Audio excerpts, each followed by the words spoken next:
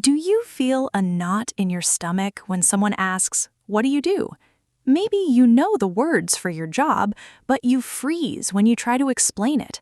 It is so frustrating because you want to sound confident, but instead you just say, "I work in an office," and the conversation dies. Well, today that changes. I promise you that by the end of this video, you will have 5 simple, powerful phrases to talk about your job naturally. And wait until you hear our final tip, because there is one tiny word that completely changes how professional you sound, and almost every English learner gets it wrong.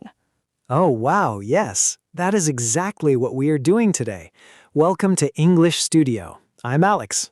And I'm Sarah, and today we're going to show you exactly how to talk about your job in English without freezing up. This is going to be so useful. I'm pumped. If you're learning English and you want cool lessons like this every single week, hit that subscribe button right now. Yes, do it now and ring the bell so you never miss a video with us. It really helps our channel grow. Okay, let's get into it. Awesome. Let's start with scenario number 1. Imagine you're at a party or maybe a business meeting and someone asks you that famous question, "What do you do?" Sarah, how do we answer this without sounding like a boring robot? Great question, Alex. The simplest way, and the way native speakers almost always start, is with the phrase "I am a" or "I am an." For example, "I'm a teacher" or "I'm an engineer." It's clean, it's fast, and it's perfectly correct. Wait, Sarah, I am a versus I am an? That always trips people up. Can we break that down really quickly for everyone? Absolutely. This part confuses a lot of people, but it's actually super simple. You use A before a consonant sound, like B, C, D. So you say, "I'm a manager," or "I'm a designer." You use an before a vowel sound, like A, E, I, O, U. So you say, "I'm an accountant," or "I'm an electrician." Ah, that makes total sense. Let's practice that together right now. Say it with us. I'm a teacher. I'm a teacher. I'm an engineer. I'm an engineer. Beautiful. Now you say it out loud. Thanks, Sarah. All right, let's jump into scenario number 4. Sometimes your job title doesn't really explain what you actually do every day. Like if you're a manager, what do you actually manage? People, projects, money? Sarah, how do we explain our daily responsibilities? This is where you can really shine in a conversation. The phrase you want to use is "I'm responsible for" or "I handle." These phrases are gold. For example, "I'm responsible for marketing," or "I handle customer complaints." Oh, I love the word handle. It sounds so professional, like I control this, I take care of this. But wait, Sarah, is there a grammar rule we need to watch out for after I'm responsible for? Yes, there is, and thank you for catching that, Alex. After the word "for," if you use a verb, it must have an ing at the end. So you don't say, "I'm responsible for design websites." You must say, "I'm responsible for designing websites," or "I'm responsible for managing a team." Ah, the ing rule. That's a classic English trap. Let's practice this right now so it sticks in our brains. Repeat after us. I'm responsible for managing a team. I'm responsible for managing a team. I handle the daily sales.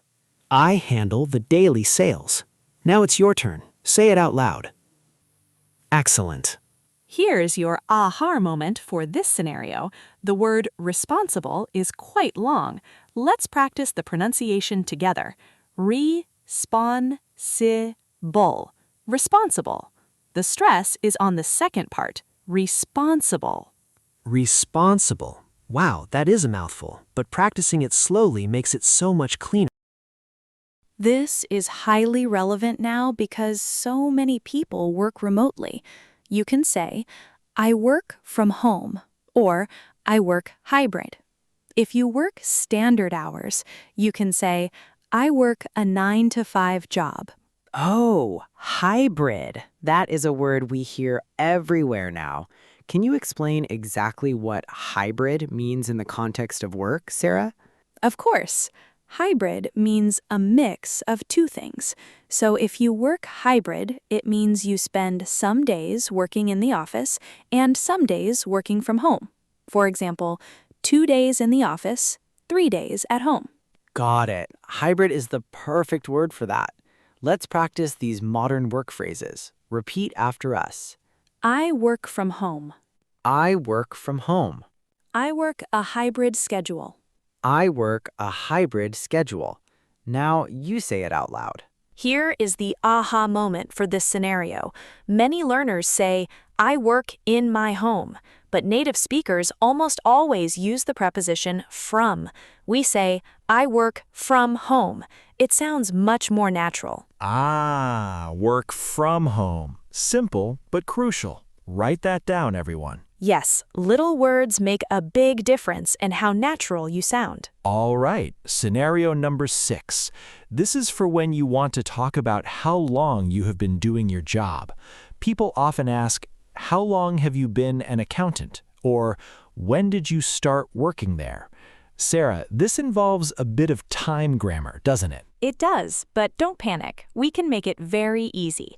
The best phrase to use is, I have been working here for, or I started this job in. For example, I have been working here for 3 years, or I started this job in 2022. Okay, let's pause. I have been working here for. Can we explain the difference between using for and using since? Because that is a major confusion zone. You are so right, Alex. This is a massive trap for learners. You use for when you are talking about a total period of time, like a number of years or months. So, for 3 years, for 6 months. You use since when you name a specific starting point in the past. So, since 2021, since March. Ah, so for 3 years, but since 2023. That clears up so much confusion. Let's run the repetition loop for this.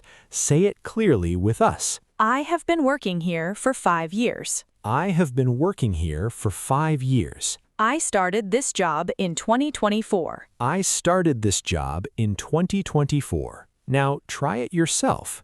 And here is the aha moment for this scenario. When native speakers say, I have been, they contract it to I've been. It sounds like I've's been. It is very fast. Listen closely. I've been working here. Wow, yeah, I've been. It almost sounds like one single word. I've been. That is a real native speaker secret right there. It really helps with your speaking rhythm. Try to use I've been instead of I have been when you want to speak more fluidly. Outstanding. Now, scenario number 7, our final scenario. What if you want to express how you feel about your job? Do you like it? Is it stressful? Is it exciting? How do we share our opinion about our daily work? This adds so much personality to the conversation. You can say, I love my job because it is rewarding, or my job can be quite challenging, but I enjoy it. Ooh, rewarding and challenging. Those are excellent vocabulary words. Let's define them for everyone. What does rewarding mean, Sarah? Rewarding means it makes you feel good inside because you are doing something meaningful or helping others, like a teacher or a nurse. Their jobs are very rewarding. And challenging? Challenging means it is difficult, but in a good way. It makes you think and it keeps you interested. It is not boring. Ah, so a job can be challenging but still fun because you are growing. I love that. Let's practice these expressive phrases. Repeat after us. My job is very rewarding. My job is very rewarding. My job can be quite challenging. My job can be quite challenging. Now, give it a try out loud. You guys are doing amazing. Here is the final aha moment for today. The word challenging has a specific sound at the start. It's a CH sound, like in the word chair or chocolate. Let's break it into syllables. Chow, len, jing. Challenging. Chow, len, jing. Challenging. Perfect. Wow, we have covered so much ground today, Alex. We really have. And now, guess what time it is? It is practice time. This is the fast practice drill. I'm going to ask a question, and I want you, the viewer, to answer first, in your head or out loud, before Sarah gives the correct phrase. Are you ready? Let's turn up the heat. Question 1. How do you say your job title if you're a manager? Remember the little word. We want to hear from you, and we promise to read your comments. Today's question is, what do you do? Tell us your job title or where you work, or if you're a student, using one of the phrases from today's, and we'll see you in the next lesson. Bye for now. Goodbye.